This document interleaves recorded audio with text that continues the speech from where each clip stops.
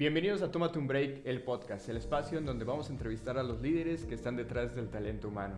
El día de hoy tenemos un invitado de lujo, Gonzalo Hernández, quien es director de Capital Humano de 99 Minutos. Bienvenido, Gonzalo, ¿cómo estás? Muy bien, gracias por la invitación. Súper, muchísimas gracias a ti por estar aquí en este espacio compartiendo precisamente las mejores prácticas del mundo de capital humano. Y pues bueno, me gustaría empezar preguntándote precisamente quién es Gonzalo más allá del ámbito profesional. Muy bien, wow. A ver, Gonzalo, bueno, nunca me ha gustado hablar en tercera persona. Soy una persona que ha tenido una gran oportunidad a nivel profesional y personal de haber pasado cosas buenas y cosas no tan buenas que te van formando, ¿no? Soy venezolano, tengo, desde el 2013 salí de mi país por temas de trabajo, pero sigue siendo siempre algo que te marca como persona, ¿no? Y quizás para enfocarnos un poquito más en la parte personal y después vamos a lo profesional, dejar tu familia, dejar tus amigos, dejar todo lo que has estado acostumbrado siempre es difícil, así sea por una buena causa, ¿no? Yo creo que tuve la fortuna de moverme, a diferencia de muchos venezolanos, no por temas políticos, no por necesidad de salir del país, sino me fui por trabajo. Okay. Pero como te digo, sin embargo, siempre es difícil dejar tus raíces y dejar todo allá, ¿no? Salgo en el 2013, me voy a Colombia y fue yo siempre como persona y como profesional siempre quise trabajar fuera de Venezuela. Más allá de todo lo que pasara allá, siempre tuve como esa curiosidad de cómo sería ejercer mi profesión fuera de Venezuela y afortunadamente se me dio. Claro. Pero ese cambio fue forjándome a mí y a mi familia en términos de resiliencia, de adaptabilidad, de muchas cosas, ¿no? Y hoy en día creo que soy la persona que soy mucho por todo eso que hemos estado viviendo en los últimos 15 años de ser migrantes, de tener que adaptarnos, de tener que conocer gente, de tener que hacer círculos de amistades y profesionales que definitivamente no tenías y tienes que empezar de cero. Entonces, creo que hoy como persona he crecido muchísimo, sobre todo en estos últimos 10, 15 años, por todas las vivencias personales que he tenido que pasar, ¿no? Soy casado, tengo 2 hijos, tengo Santiago, que tiene 15, y Aimé, que tiene 7. Mi mamá va y viene, está también en esa transición entre Venezuela y México. Igual mi suegra, trato de traerlas por lo menos 6 meses al año, un poco para sacarlas de esa crisis que hay allá. Y bueno, tenemos una dinámica también bastante dinámica a nivel familiar por ese tipo de cosas, ¿no? Pero siempre que uno tiene la posibilidad de ayudar a alguien que está allá, creo que es un privilegio muy, muy importante. Y bueno, más o menos eso soy yo. Me gustan los deportes, me gusta la música, me gusta la fotografía. Son cosas que hago a nivel muy amateur, pero siempre las he hecho y son como mis hobbies, las cosas que me desconectan un poco del día a día, de la realidad, y que me hacen crecer un poco también a nivel personal e intelectual. Ok, muy interesante tu historia, Gonzalo, esto que nos comentas, pues de salir del país definitivamente no es algo fácil. Digo, yo he tenido la oportunidad de trabajar con varios colegas venezolanos y admiro siempre esa parte de su resiliencia y también admiro de cómo están enamorados del país, ¿no? Enamorados de México, de las diferentes oportunidades que pues afortunadamente se nos dan aquí, tanto como nacionales como en su caso como extranjeros, y pues bueno, es una maravilla que hayas tenido la oportunidad de desarrollarte también tanto en Colombia y pues ahora en México. Y como decía Chabela Vargas, pues los mexicanos nacemos donde se nos da la gana, ¿no? Así es. Quien se siente mexicano ya es mexicano, y pues bueno, independientemente obviamente de la nacionalidad en donde nacen, obviamente siempre pues los vamos a recibir con los brazos abiertos, y aquí pues las oportunidades son para la gente que definitivamente quiere trabajar y así lo demuestra. No, definitivamente yo viví en Colombia, después en Panamá y ahora en México, y la calidez del mexicano es una cosa. Y yo creo que además históricamente el venezolano y el mexicano siempre han estado unidos por muchas cosas, desde cosas triviales como las novelas, pero los programas de televisión. Yo creo que nosotros todos crecimos en Venezuela viendo muchos programas mexicanos, y en México también crecían viendo muchas cosas de Venezuela, y como que la cultura empezaba a unirse, y creo que hay un vínculo muy bonito hoy entre, a pesar de que no estamos cerca como países, creo que hay un vínculo muy especial, más que con otros países, entre Venezuela y México. Creo que hay una conexión muy bonita. Y uno se siente muy bienvenido en este país, cosa que agradezco a todos los mexicanos. Nosotros nos hemos sentido como si estuviéramos en casa y eso es súper importante. Súper, muy bien. Pues bueno, me encanta conocer precisamente esa parte de tu historia. Y precisamente la siguiente pregunta es, ¿qué quería ser Gonzalo cuando tenía 6, 8 años? ¿Qué soñaba ser cuando fuera grande? Yo creo que como la mayoría de los niños venezolanos quería ser beisbolista. Jugué béisbol muchísimos años. Obviamente no tuve nunca el nivel para ser profesional, pero a esa edad yo creo que lo que quería hacer era jugar béisbol. Ok. ¿Y cómo crees que se siente precisamente ese Gonzalo de 8 años con todo lo que ya has logrado actualmente? Se sentiría desilusionado porque no llegué a lo que quería en ese momento, pero creo que se sentiría también muy orgulloso de ver que he podido crecer, sostener una familia, ser exitoso en muchas cosas. Entonces, claro. El de 8 y el de 50, los dos creo que estamos muy a gusto con lo que he logrado. Súper, muy bien. Definitivamente dicen que el éxito es esa parte de la plenitud, de poder llegar a la casa con una familia, más allá del éxito que podemos llegar a tener en la parte profesional. Y precisamente me gustaría conocer ahora un poco más de cómo combinas tú entre el rol de trabajar ahorita en la parte de recursos humanos, liderar esta área de 99 minutos y la parte personal, que ya nos comentas que tu familia pues obviamente es de la parte más importante de tu vida. Mira, yo creo que uno pasa por distintas etapas en la vida y hay prioridades en cada una de esas etapas, ¿no? Y hay un grado de madurez diferente también en cada una de esas etapas. Y hay etapas en las que le das mucho más valor a el trabajo y hay etapas en las que te das cuenta que tiene que haber un balance, ¿no? Claro. Lamentablemente mucha gente se da cuenta de ese balance que es necesario cuando algo se rompe, cuando algo se quiebra, sí. y es difícil retomarlo, ¿no? Llámese una relación, llámese salud, llámese muchas cosas personales. Yo hoy en día he aprendido definitivamente a balancear mi vida personal y mi vida laboral. No las separo porque es muy difícil. Yo estoy 24/7, salvo cuando duermo. Siempre estoy presente en temas laborales. ¿No?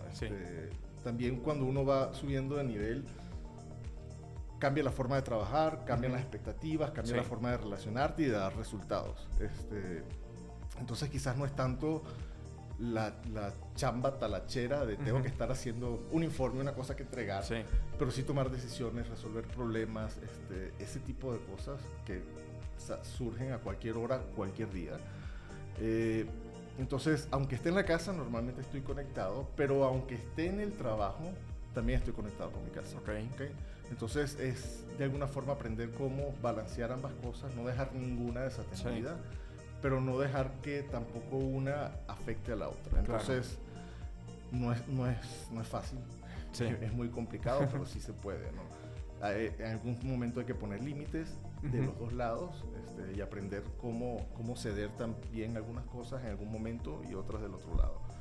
Pero es lo que te digo, bueno, tú viste, llegué con 2 teléfonos, yo tengo mi teléfono personal y mi teléfono de la oficina. Trato de no mezclar cosas de la oficina con el personal y viceversa, pero siempre los dos están prendidos, siempre estoy resolviendo algo, aprobando algo, mandando algo, o mi jefe me llama y inmediatamente le respondo. Eso es algo para mí vital y que lo hago también entender a mi equipo. O sea, cuando hay una necesidad yo no le puedo responder a mi jefe 3 días después o 3 horas después. Entonces siempre estoy muy pendiente de lo que está pasando y de dar respuestas inmediatas. En la medida en que haces eso, también puedes balancear mejor. Porque cuando dejas que las cosas se acumulen o exploten, entonces necesitas dedicar más tiempo a eso. Entonces trato de llevar las cosas un poco balanceadas de la mejor forma posible para que ambas partes sean felices y yo tenga un poco más de tranquilidad, aunque sean las 9 de la noche a veces estoy trabajando, pero es un ritmo diferente. O por ejemplo, algo que yo hago, hay gente que le gusta, hay gente que no. Yo me voy de vacaciones cuando me voy de vacaciones, pero yo dedico 1 hora, aunque esté de vacaciones, 1 hora todos los días a limpiar correos y a ver qué había, aunque hay un responsable y dejé a alguien que puede tomar decisiones. Entonces eso también me ayuda a que cuando llego no estoy 3 días que no puedo ni dormir porque tengo 500 correos que responder y cosas que explotaron y yo no las vi. Entonces es eso, o sea, es entender que las dos cosas forman parte de tu vida, tienes que atenderlas y buscar el mejor balance entre ambas. Ok, me encanta esa parte de buscar el equilibrio porque definitivamente es difícil esa parte de la desconexión digital, aunque a veces es muy necesaria, sobre todo cuando estamos en esa parte familiar, pero también creo que un punto muy importante es el apoyo que has tenido de tu familia, Sí. De tu esposa, de tus hijos, de tu mamá, de tu suegra, que ahorita mencionabas. Ese apoyo es totalmente vital porque pues entienden tu ritmo de trabajo y te permiten ambas cosas, ¿no? Tanto el trabajo como la familia, pues buscar ese equilibrio.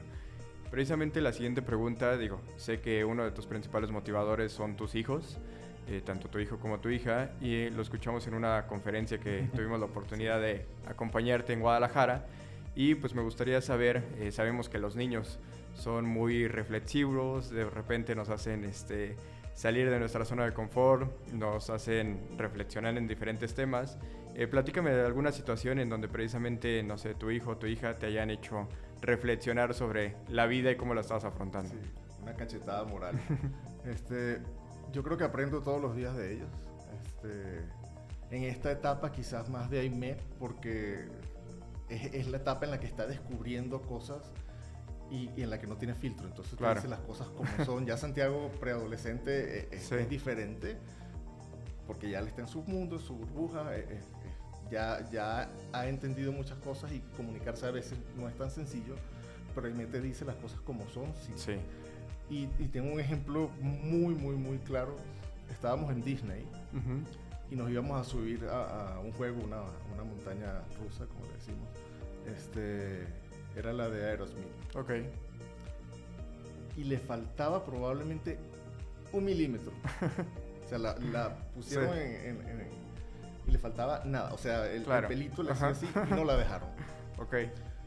Entonces, bueno, lloró. No, mentira, lloró, se puso triste porque se quería montar. Además que ella es súper guerrera, le encantan esas cosas. Ok. Entonces, bueno, uno padre viendo a tu hijo llorar busca una solución. Claro. Entonces yo le digo, vamos a hacer algo. Vamos al baño, perdón, no lo hagan. Buscamos papel y te pongo papel dentro del zapato porque lo que te falta es nada. Sí. Entonces ella se quedó así como, vamos al baño, buscamos el papel y cuando se lo estoy poniendo, nos dice, papá, pero eso no está bien, eso es engañar. Wow. Sí. Eso es una cachetada moral que tú dices, claro. Wow. Sí. O sea, claro, tú estás buscando solucionar. Así es. Pero ella dentro de su código dice, o sea, está bien, es una solución, pero no me siento cómoda, no me siento bien porque lo que me han enseñado es que no se debe engañar. Así es. Entonces creo que eso fue una de las cosas que te dicen. O sea, sí. Te mueve porque dices, wow, pero también te dice lo estás haciendo bien. Exacto, así es.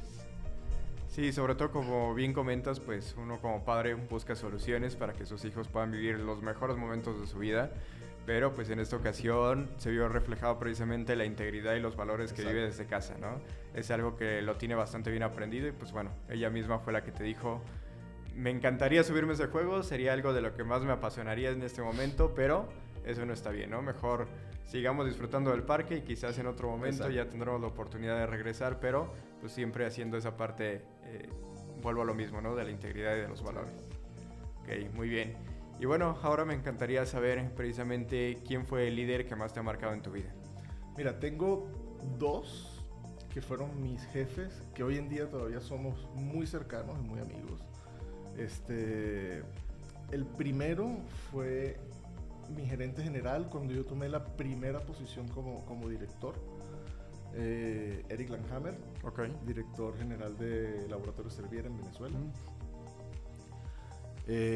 Aprendí muchísimo de él, pero más allá de aprender, aprendí lo que es tener una relación laboral de una forma cercana como seres humanos. Él hoy en día vive en Francia y chateamos, nos felicitamos por los cumpleaños, me manda fotos de su nieto, yo le mando fotos de mis hijos. O sea, es una relación que a pesar de la distancia y del tiempo, porque yo empecé en Servier en el 2008. Y en el 2013 me fui con Servier a Colombia, pero dejó de ser mi gerente general en ese momento. Y desde el 2013 hasta la fecha hemos mantenido una excelente relación. Súper. Y creo que fue como esa primera persona con la que yo me pude realmente sentar a debatir ideas, a entender. Sí. Me conocía perfectamente y sabía lo terco que yo era, y entonces trataba de trabajar esas cosas conmigo. Entonces, es una relación muy cercana. Y el segundo, mi gerente general también de Novo Nordisk, cuando estaba en Panamá, Luis Cisneros, él sigue siendo gerente general y sigue estando en Panamá, pero establecimos igual una relación de confianza, de amistad. Su esposa es madrina de mi hija. Entonces, es eso, es cuando tienes ese líder, ese mentor, que más allá de ser un líder o un mentor, también se convierte en tu amigo. Claro. Y creas una relación a muy largo plazo que sigue estando ahí cuando haya una necesidad a nivel de mentoría, a nivel de qué hago, o a nivel personal. Sabes que esas personas están ahí y siempre te van a escuchar y siempre te van a tratar de ayudar. Para mí esos han sido los dos líderes que me han marcado, que me han ayudado y que todavía hoy en día conservamos una muy buena amistad. Definitivamente eso que comentas es súper interesante porque no siempre nuestro líder es el que recordamos, va a ser la persona que más nos dio apertura, ¿no? Para trabajar en ciertos aspectos de nuestra vida profesional o nuestra vida profesional. Pero es muy interesante esa parte de combinar entre el líder y posteriormente generar esa parte de la amistad. Correcto. Yo de igual manera tuve la oportunidad de trabajar también en la industria farmacéutica, en donde tenía un líder que se había convertido prácticamente en un gran amigo. O sea, el ambiente de trabajo era espectacular porque supo muy bien combinar entre la parte profesional y la vida personal. Y antes de cada sesión, él nos preguntaba cómo nos sentíamos, ¿no? ¿Qué tal había sido tu fin de semana? Si habéis tenido algún problema. Entonces, primero te escuchaba como persona y luego ya nos involucrábamos a la parte profesional. Y creo que eso es precisamente lo que va dejando huella en las mentes, en la vida de los colaboradores. Sí, el nuevo liderazgo, que antes era muy jerárquico y ahora es muy cercano, ¿no? Así es. Y sin embargo, o sea, son dos personas mayores que yo que venían formadas de una manera diferente. Claro. Y nunca se dejaron influenciar o llevar por ese viejo liderazgo de yo soy tu jefe. Sí. ¿Me respetas porque yo soy tu jefe?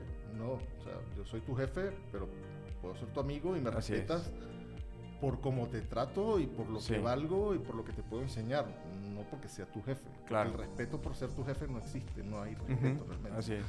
Y yo trato, probablemente no lo logro, probablemente a veces fracaso, pero trato también de ser muy cercano con mis equipos, porque al final aprendí así, creo que es lo importante, y esos niveles jerárquicos hoy en día creo que no funcionan para nada.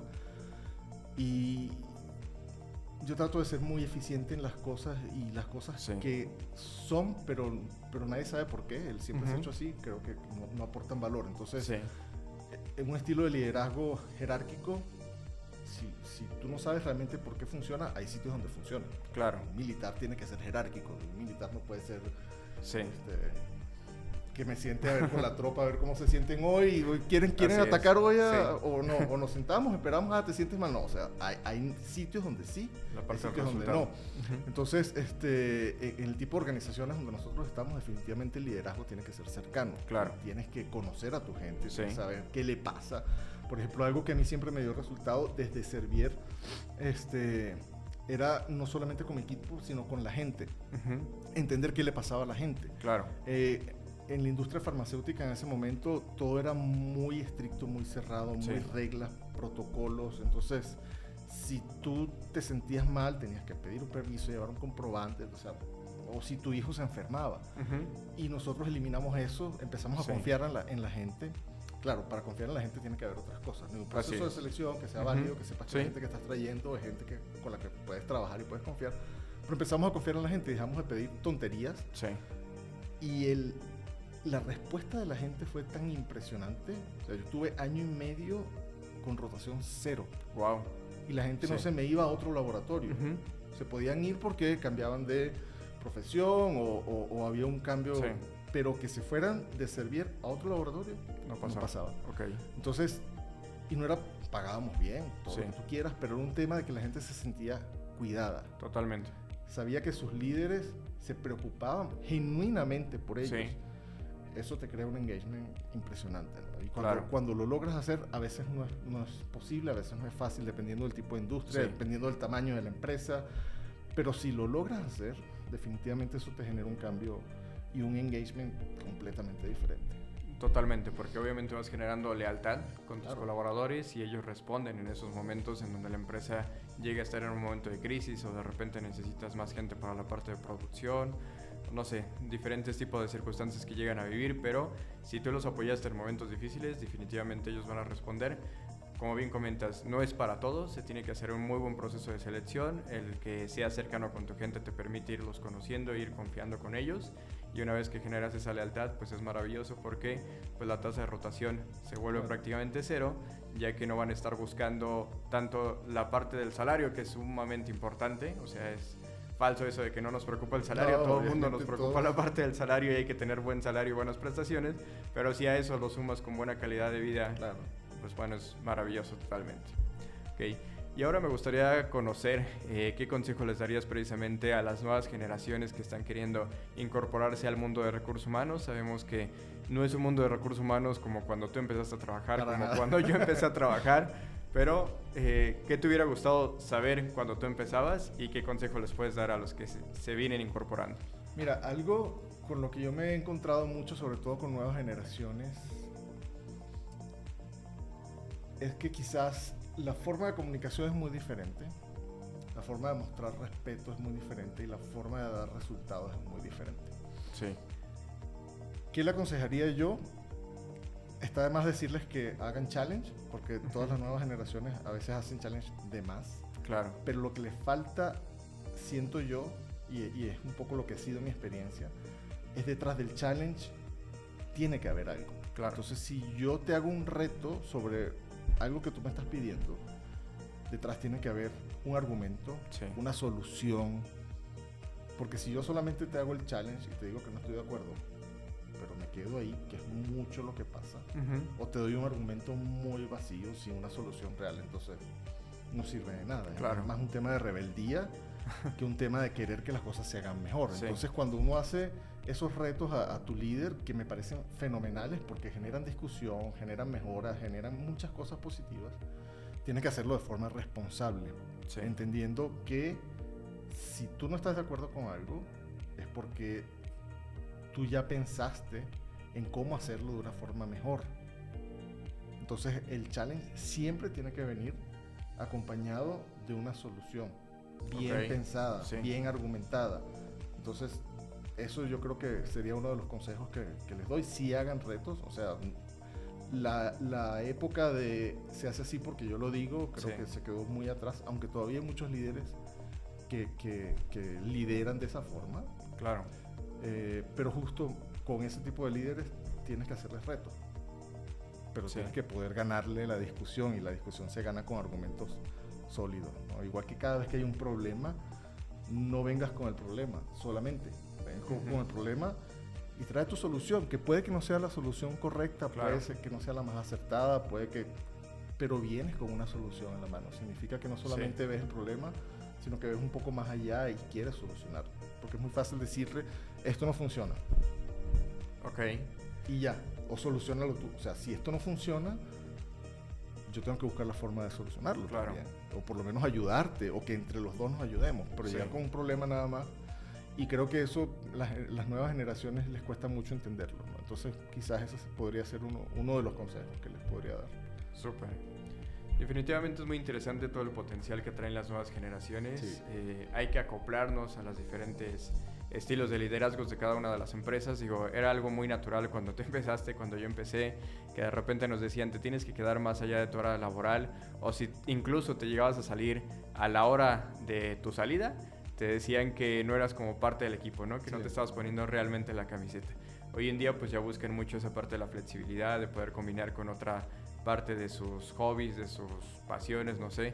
Pero pues bueno, también justo asistíamos a un evento hace poco tiempo en donde comentaban que la gran mayoría de los líderes de estas startups pues no rebasan ni siquiera los 20, 24 años, ¿no? Es porque ya están con otro tipo de tecnologías, ya están con otro tipo de información y pues bueno, al permitir estos espacios a las personas jóvenes, entenderlos, escucharlos, como tú bien comentas, que se atrevan a alzar la voz, que se atrevan a debatir ciertas ideas, pero con argumentos. Eso es algo muy interesante porque creo que pueden aportar bastante a las empresas. Sí, y a ver, yo siempre he sido muy de fomentar que exista inclusión a nivel generacional. Creo que es maravilloso que tú puedas tener gente con mucha experiencia y gente de estas nuevas generaciones, porque el mix, o sea, la sinergia que logras es el 2 más 2 no va a ser 4, 2 más 2 va a ser 5, 6, 7, porque trabajando con generaciones aisladas yo solamente tengo gente muy joven o gente con mucha experiencia. Definitivamente el resultado no es tan fructífero, tan rico como podría ser combinar, ¿no? Pero para combinar necesitas tener apertura, saber escuchar, ser tolerante y entender tú desde la posición de líder cómo se motiva, cómo se comunica, cómo se frustra cada una de las generaciones, porque es completamente diferente. Si tú no lo entiendes, no puedes liderar un equipo que sea diverso o multigeneracional. Claro. Entonces, a los líderes, ahora un consejo para los líderes es definitivamente necesitas hacer el trabajo de entender. Así es. Que sí, que no, que mueve, que frustra. La comunicación siempre ha sido complicada en las generaciones nuestras, en las anteriores, en las que vienen. Entonces entender, es como cuando uno tiene una pareja, cuando tu pareja te dice, sobre todo cuando son mujeres, si te dicen que sí, sabes que puede ser que sí, pero probablemente sea que no. Sí. O si te dicen que no, seguramente es que sí. Entonces, igual pasa en el trabajo, ¿no? Necesitas entender cuando un colaborador te dice que no está de acuerdo o que sí está de acuerdo, si realmente quiere decir eso o hay algo detrás, hay un mensaje oculto que no te está diciendo pero sí está expresando. Lo mismo que pasa con los adolescentes, que normalmente no te dicen lo que realmente sienten, pero tú necesitas saber leer entre líneas para poder gestionar lo que está pasando, ¿no? Y evitar cosas que no quieres. Entonces, uno como líder necesita ser muy ágil en el tema de comunicación y saber entender y leer a tu equipo entre líneas, porque si no, entonces nunca vas a poder dar o ser un buen líder o comunicarte bien o entenderlo. Entonces eso creo que también es un buen consejo para los que estamos del otro lado liderando equipos que son multigeneracionales. Así es. Creo que de este tema ya hemos hablado mucho, precisamente de lo que es la inteligencia artificial, pero un dato que a mí me sorprendió de un colega que le vende servicios a recursos humanos y me dijo, es que Ángel, es alarmante que el año pasado yo contacté con 50 gerentes de recursos humanos y hoy en día 20 ya salieron de esas empresas. Y hemos estado viendo la evolución del Departamento de Recursos Humanos, ahora que nos estamos involucrando con temas de tecnología, pero desde tu punto de vista, ¿cuál debe de ser el enfoque del nuevo rol del Ejecutivo de Recursos Humanos y en qué se deben de preparar, que ya no sea una opción, sino que realmente sean estas partes de las obligaciones, de que sí o sí tenemos que avanzar con eso, porque si no simplemente pues nos llega a pasar como en esos casos, ¿no? En donde nos vamos quedando rezagados con la información que teníamos del pasado y pues corremos inclusive el riesgo de perder nuestro empleo. Sí, mira, yo he hablado mucho de esto en distintos foros y siempre digo que para mí seguir escuchando el tema de que el profesional de recursos humanos tiene que conocer el negocio, tiene que meterse en el negocio, para mí es algo que está súper obsoleto porque es algo que ya debería darse por sentado. Lamentablemente estamos hablando de inteligencia artificial, pero todavía no hemos superado ese hito. Entonces consigues mucha gente de recursos humanos que solo sabe de recursos humanos, que no tiene idea de cómo leer un P&L, que es una Evita, o que no tiene idea de cómo funciona su área comercial, cómo se generan leads. Entonces no me gusta que esa sea la conversación de moda, pero lamentablemente todavía no lo hemos superado. Entonces recursos humanos tienen que meterse en el negocio. La única forma que tú como líder puedas tener una estrategia que realmente funcione, no para tu área, sino para la organización y para la gente, es conocer lo que pasa en la organización y conocer lo que pasa con la gente. Porque si no, vas a estar lanzando flechas a ver a qué le atinas y a lo mejor no le atinas a nada, o le atinas al 10% de la necesidad. Entonces, necesitas saber qué pasa en finanzas, qué pasa en comercial, qué pasa en cada una de tus áreas, en tu core business, Sí. y necesitas quizás no ser tan bueno, pero sí poder tener una conversación de altura con el CFO, Ujú. con el director comercial, con el Chief of Growth, con el de IT, porque lamentablemente, no sé si lamentablemente, pero la dinámica de las organizaciones es que normalmente el financiero Claro. no se va a meter a fondo en temas de recursos humanos. El de growth o el comercial o el de ventas no se va a meter en Sí. temas de... El de IT tampoco, pero a nosotros sí nos toca la Ujú. chamba de meternos en cada una de esas áreas. Así porque es. en cada cosa que nosotros hacemos impacta en toda la organización, Claro. en todas las personas. Entonces, si tú no tienes ese entendimiento completo de todas las áreas, no vas a ser efectivo.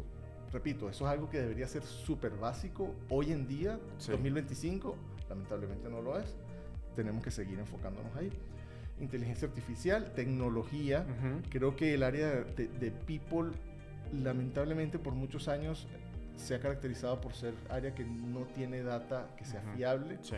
o que le cuesta mucho obtenerla y tomar decisiones en base Claro. a esos datos. Porque es mucha gente, porque es difícil obtenerla, porque los sistemas no son los correctos, name it, lo que Sí. tú quieras. Pero normalmente eso pasa. Entonces, otro foco, data, tecnología. Necesitamos Sí. ser data driven y tecnológico. Nada de lo que sea, aunque trabajemos con gente, Sí. la interacción humana es una cosa, el manejo de los datos y la eficiencia del área es otra completamente Así diferente. es. Van de la mano, pero son diferentes. Entonces, yo veo muy pocas áreas de recursos humanos con gente de tecnología dentro del área. Yo tengo una persona Ok.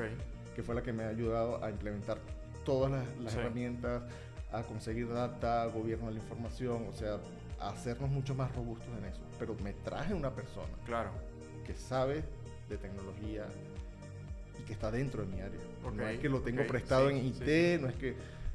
Pero ¿cuántas empresas tú conoces que dentro de su área tenga gente de tecnología? No, Entonces, muy pocas. ese cambio Ajá. Sí. de cómo manejar las estructuras, de qué realmente es Claro. necesario dentro de un área.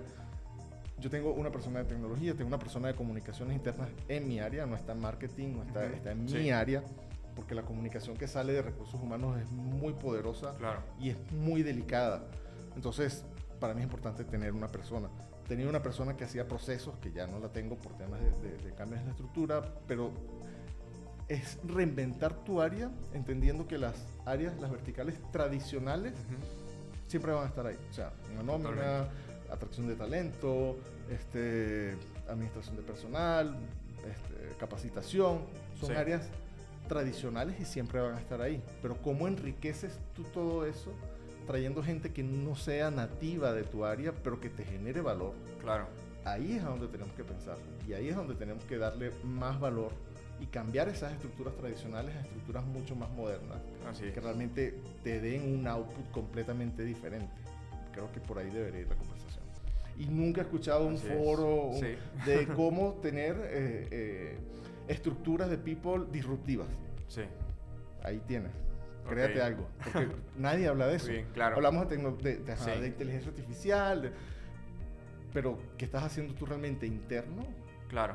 para poder soportar eso Ujú. en tu área? Así Y es. no tener que depender del área de IT para poder montarte en esa ola.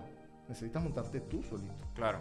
Si tú no te montas, no vas a tener, o sea, no puedes depender de alguien que siempre te esté agarrando para que no te caigas Sí. de la tabla cuando estás surfeando la ola. Ujú. Necesitas tú estar ahí solo Así es. y saber cómo manejar. Esa conversación hoy en día muy poco o casi nada la he escuchado. Creo que es un tema Totalmente. que tenemos que empezar a pensar. A pensar más. Muy de acuerdo contigo y de esto quiero rescatar 2 puntos. Primero, me hiciste recordar cuando yo empezaba con la parte de reclutamiento y una de mis pasiones siempre fue el mundo de la actuación. Y yo decía que para mí reclutar era como convertirte en actor. ¿Por qué? Porque definitivamente tenías que entrevistar al área comercial, tenías que entrevistar al área de IT, de producción, etcétera, entender muy bien cuál era la descripción de puestos, qué era lo que realmente ellos necesitaban, y una vez que ya entrevistabas al candidato tenías que súper estar empapado de lo que realmente iba a estar hablando. Imagínate, yo ahí tenía 18 años y ya entrevistaba a directores, ¿no? Entonces, si de por sí me veía joven, si no tenía los argumentos suficientes, Claro. pues simplemente me iban a acabar en la parte de las entrevistas. Entonces, totalmente de acuerdo contigo en que el área de recursos humanos tiene que entender de cada una de las áreas del negocio, porque al final pues somos un socio estratégico. es muy bien sabido que somos ese enlace entre la empresa y los colaboradores. Sí. Tenemos que dar resultados, pero también tenemos que hacer que la gente tenga resultados en cada una de sus vidas. Entonces ese punto es muy interesante y por supuesto pues el tema que comentas de la inteligencia artificial, que definitivamente ya no es una opción. Me acabas de sorprender con la respuesta que me diste en donde dices que tienes una persona de tecnología metida en tu área de capital humano. Definitivamente es algo que no había escuchado y me encanta que estemos teniendo ese tipo de evoluciones, porque también en su momento llegué a entrevistar al departamento de Scotiabank, que ellos tenían, por ejemplo, una persona designada para la parte de inclusión y diversidad, y después de esa persona se hizo un departamento, ¿no? Entonces dices, wow, definitivamente no nada más es de ciertas políticas de inclusión y diversidad que están de moda, sino se están involucrando directamente en lo que necesita la empresa y en tener esa congruencia con la sociedad, que es también algo que tú estás comentando, ¿no? Con esa parte de incorporar a alguien de tecnología dentro de las partes de capital humano, y pues es la evolución hacia donde estamos yendo. Así es. Para ir cerrando esta parte de la entrevista, me gustaría saber si tienes alguna frase, algún consejo que nos puedas brindar, que te gustaría precisamente pues ser recordado en esta parte de capital humano. Mira, te voy a dar una frase que no deberíamos utilizar nunca. Ok. Lo voy a hacer al revés. Sí. No te voy a decir algo que para que recuerdes sí, sino Claro. para que recuerdes que no. Ok. Y tiene que ver mucho con lo que me enseñó Aimé ese día en Sí. el parque. Y es el fin justifica los medios. Ok. ¿Y por qué? Porque muchas veces en la organización nos pasa exactamente lo que me pasó a mí como Sí. papá. Yo necesito dar un resultado. Y este resultado es por el bien de la organización. Claro. El fin justifica los medios. Ok. Entonces termino haciendo cosas Sí. que no debería hacer para dar un resultado. Me encanta. Y hay mil ejemplos de cómo podemos hacer cosas malas Claro. para tener buenos resultados. Sí. Y eso no debería ser. Entonces, como el antihéroe, mi antifrase positiva es: el fin justifica los medios. No lo hagan, no lo hagan. Definitivamente al final no se Así justifica. Sí. Y más tú estando en el área de people, que se supone que deberías tener un código ético, Así es. moral importante, o sea, no puedes. Como dicen, congruencia es hacer las cosas bien aunque nadie te vea. Aunque nadie te vea. Así es. Muy bien.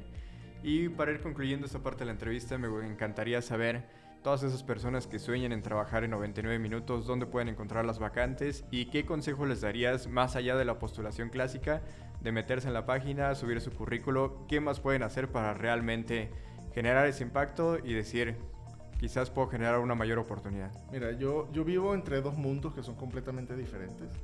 Uno es mi operación y otra es mi área administrativa, corporativa, por decirlo así.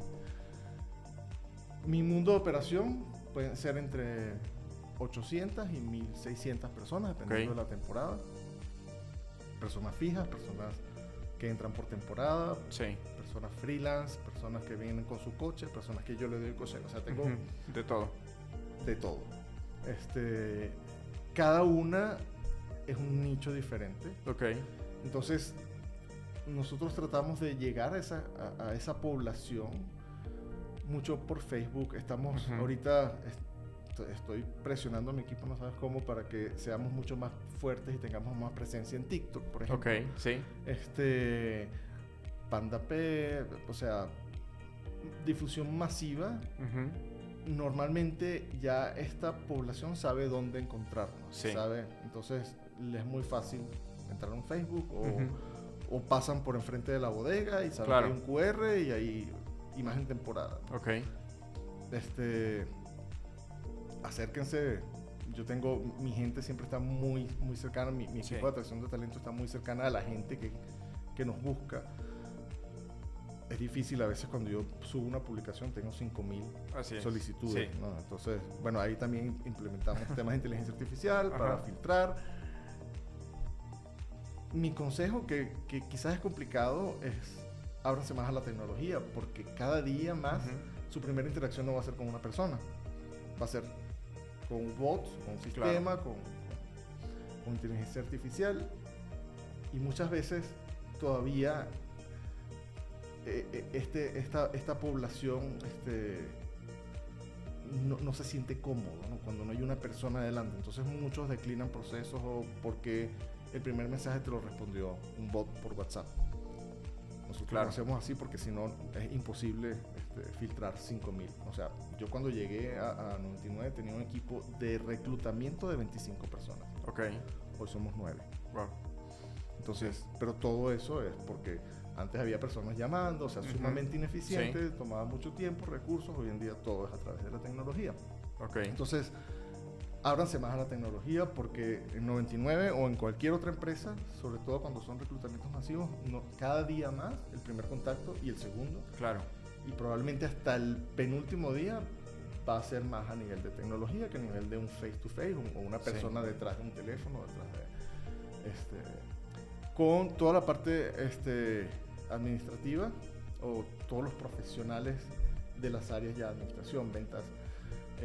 Bueno, estamos obviamente en LinkedIn, publicamos, tratamos de tener presencia no tradicional de se busca, Claro. sino este tipo de foros. Así es. Que conozcan la empresa, tengan presencia, no se metan en LinkedIn solamente a buscar trabajo, hagan comunidad, vean la información valiosa que tienen todas las empresas, no solamente nosotros. Claro. Porque eso también te ayuda mucho a tener un mejor acercamiento después cuando quieres buscar trabajo.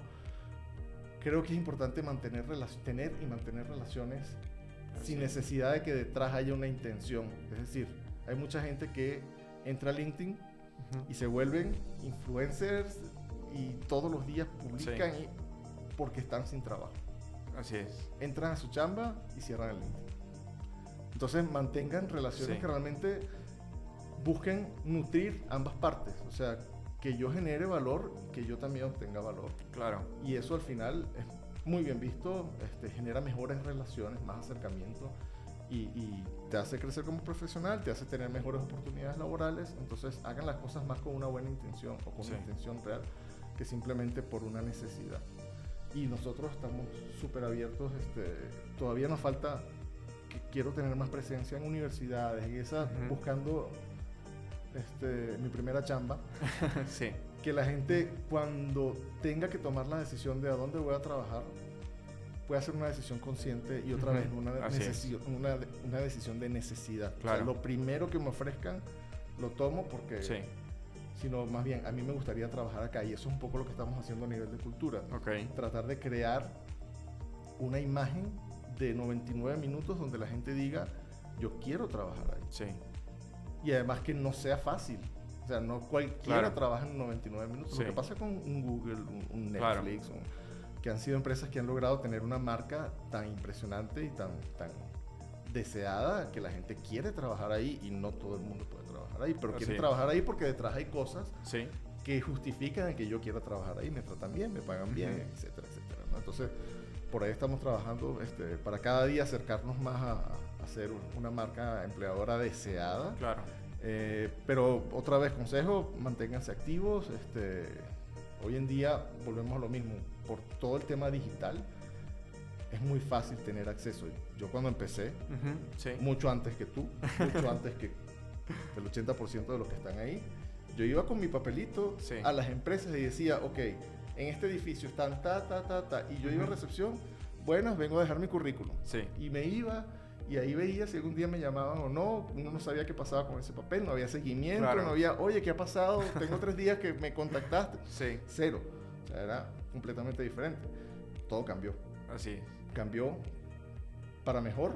Definitivamente, la oferta es mayor ahora. Antes a una empresa le podían llegar 80. Yo me acuerdo que cuando estaba del otro lado me llegaban, todos los días me llegaban 10, 15. Hoy te llegan 300 todos los días, digitalmente. Entonces sí, la competencia es mucho más feroz. Pero el acceso también es mucho mayor. Por eso es que te tienes que diferenciar haciendo cosas que realmente generen valor. No solamente estar ahí por estar, sino diferenciarte y que la gente, que las empresas puedan verte como un profesional que aporta valor. Muy bien. Creo que están haciendo bastante bien las cosas en la parte de marca empleadora, lo que conocemos ya como el reclutamiento 4.0. Se están posicionando como una de las empresas líderes precisamente en estos temas de logística y acompañando un poco tu mensaje del tema de LinkedIn. Definitivamente no nos llega a pasar de que pensamos que LinkedIn únicamente es para la parte de buscar empleo.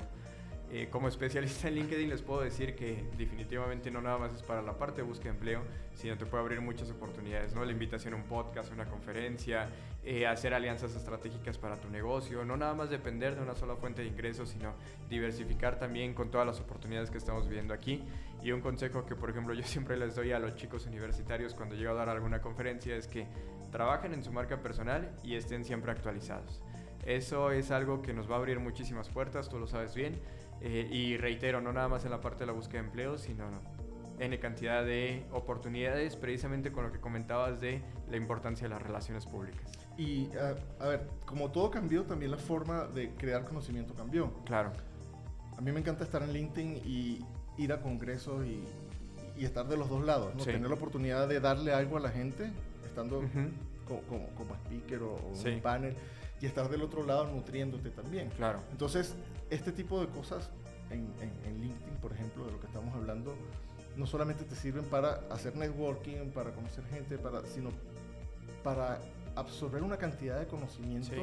que de otra forma sería imposible. Así es. Antes tú querías conocimiento, hacías un curso, hacías un entrenamiento, hacías un máster, pero era difícil Sí. obtener conocimiento de una forma diferente. Claro. Hoy en día las personas que están acá, probablemente tampoco voy a decir que yo soy el experto, pero a lo mejor se llevan una idea, Sí. una cosita, que si no hubieran escuchado este podcast, definitivamente Así es. no lo hubieran obtenido. Entonces, eso cuando lo multiplicas por todos los días leo algo, Sí. todos los días escucho algo, todos los días hablo con alguien, Claro. conozco a alguien, el conocimiento se multiplica exponencialmente y entonces tú como persona y como profesional creces mucho más así no tuvieras acceso o no estuvieras activamente en ese tipo de medios. Definitivamente el conocimiento es poder y sale muy caro no tener ese conocimiento. Digo, es un mundo de información, no podemos aprender de todo, pero sí podemos tener una embarradita de cada una de las personas que están en LinkedIn conectados, que podemos aprender muchísimos de todos ellos. Pues nuevamente, Gonzalo, muchísimas gracias por habernos acompañado en este podcast de Tómate un Break, el espacio en donde entrevistamos a las personas que están detrás de talento y pues bueno, les invitamos a seguirnos y que nos acompañen en las próximas entrevistas. Muchas gracias.